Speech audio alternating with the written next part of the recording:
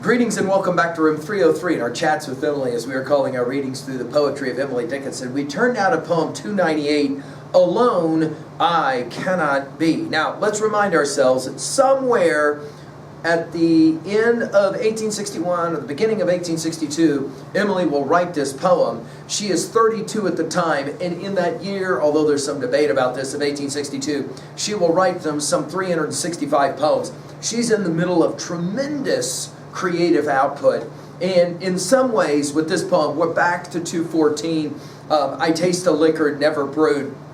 More poetry about poetry, and we're certainly going to be playing that game. Now, the question of creativity is for sure involved in this poem, but there's this notion as well that Emily spends a lot of time alone. Some will in fact call her a recluse, and it probably is the case that Emily would have been asked more than a few times, how do you do it? I mean, come on, how do you spend so much time away from society and all by yourself alone? And I think a poem like this is an attempt to try to answer some of those questions. Now, our assumptions are that you've been following our stuff at learnstrong.net, down that left-hand side, Chats with Emily, our playlist. I'm hopeful that you worked with our set of introductory comments. I'm hopeful that as well you've worked through the preceding 297 poems. We just finished with 297, It's Like the Light. Now, in this poetic attempt about poetry, Emily will define poetic inspiration, but notice what she'll call the hosts. Some have interpreted this as angels, by more what they are not than what they actually are. The question that scholars have always wondered, and guys will of course say it out loud as well, did Emily know that she was the poetic genius that she was? Some say yes, some say no. And what, another question, what forces, she'll call them the gnomes, possess Emily to allow for the creativity? I mean, somebody in my Emily group asked a couple of days ago, you know, if people could have read this material during Emily's life and during that time when Walt Whitman is publishing his Leaves of Grass in multiple versions. We've given lectures on every one of those poems at learnstrong.net. We call that series Talks with Walt, here Chats with Emily. My student asked, if people had read her stuff back in it, would they have understood it? Would they have gotten it? Would they have recognized her as genius? It's a fair question. It's possible that Emily was so far ahead of her time. It's what we said about so many of the great geniuses. We said this about Milton, didn't we? That it would take another 100+ years before anybody could really see what Emily was up to. She'll say it this way: alone I cannot be, for hosts do visit me, recordless company who baffle key. They have no robes, nor names, nor almanacs, nor climes, but general homes like gnomes. Their coming may be known by courtiers within, their going is not, for they're never gone. Now, so much of this poem obviously kind of hinges on that word gnomes, hosts and gnomes. She'll begin for the first time to use the word alone. It will be used in 34 poems to follow, but this is her first time to say, alone I cannot be. And again, notice the kind of strange syntax, I can never be alone, would be the normal way we would say this. Alone, it's almost as if somebody's just asked her, how do you tolerate being alone all the time? And she goes, alone? Oh, I can never be alone. But she just drops the last word, alone. Alone I cannot be. For hosts, notice plural, hosts do visit me. Now, when we get to poem 461, she's going to play this game of the hosts, and I'll just read it. We're not going to talk about it, but it'll run like this. A wife at daybreak I shall be. Sunrise hast thou a flag for me. At midnight I am but a maid. How short it takes to make a bride. Then midnight I have passed from thee unto the east in victory. Midnight, good night, I hear them call. The angels bustle in the hall. Softly my future climbs the stair. I fumble at my childhood's prayer. So soon to be a child no more. Eternity, I'm coming. Sir, Savior, I've seen the face before. We've commented on this poem when we messed around with 199. We'll also come back to this word hosts when we hit poem 1055. And this will be the game that she plays there at poem 1055. The soul should always stand ajar, that if the heaven inquire, he will not be obliged to wait or shy of troubling her. Depart before the host have slid the bolt into the door to search for the accomplished guest, her visitor no more. Notice she'll say, I've got hosts that are constantly visiting me. And then she'll, neologism that she creates, recordless company, as in, you can't really remember it. And her use of the word company suggests royalty or even military language, right? Who baffle key, and we'll come back to this idea of baffling, as in they're never going. Baffle key, in other words, you can't see these hosts. They are, if you will, metaphysical. And then she'll play this game of baffle in poem 17 and 69. We'll remember it from there. And in 6 more poems, she'll play the game of baffle. I like the idea of baffle because, to me, this is the key word of the poem. She'll say in poem 1222, the riddle that we guess, we speedily despise. And she said in a letter to Sue, letter 586, quote, in a life that stopped guessing, you and I should not feel at home. So I think she's very comfortable with the idea that wherever poetic inspiration comes from, it baffles her as to how specifically it works.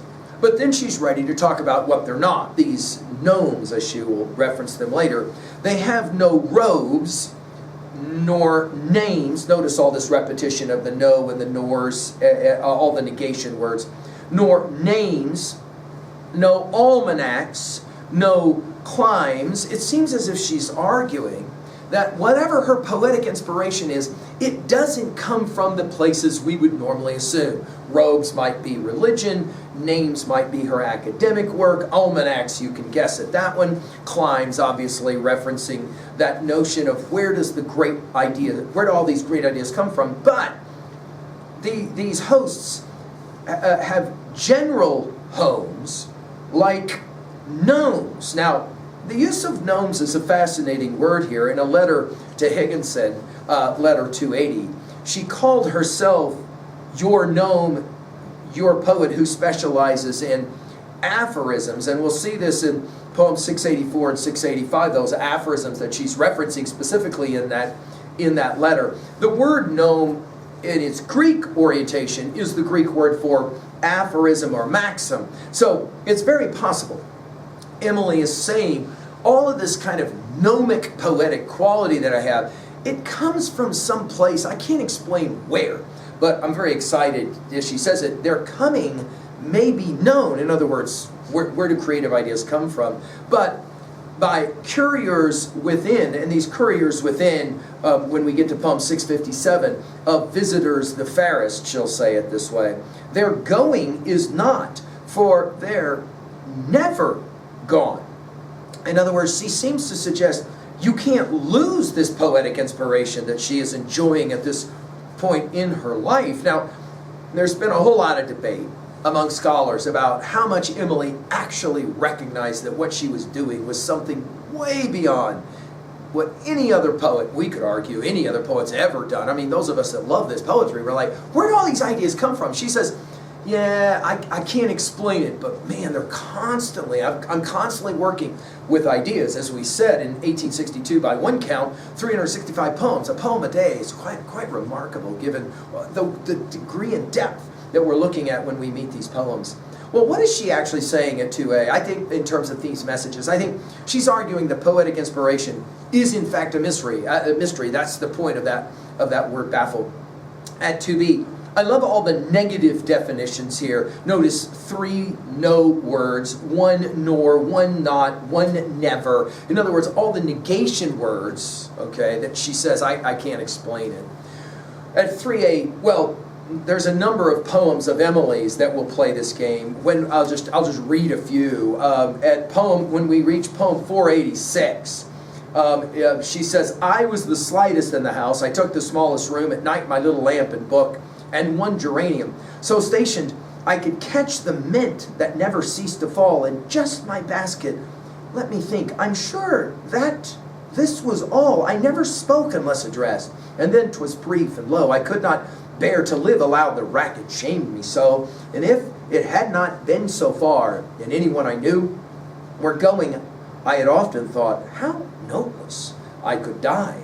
When we meet poem 657, she'll play around with it this way.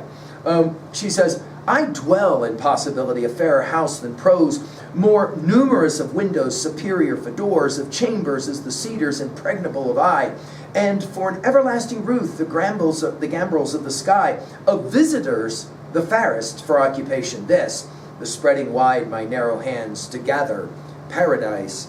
And when we get to poem 510, she'll say it this way, and again, these are all fun poems to exegete later. It was not death, for I stood up, and all the dead lie down. It was not night, for all the bells put out their tongues for noon.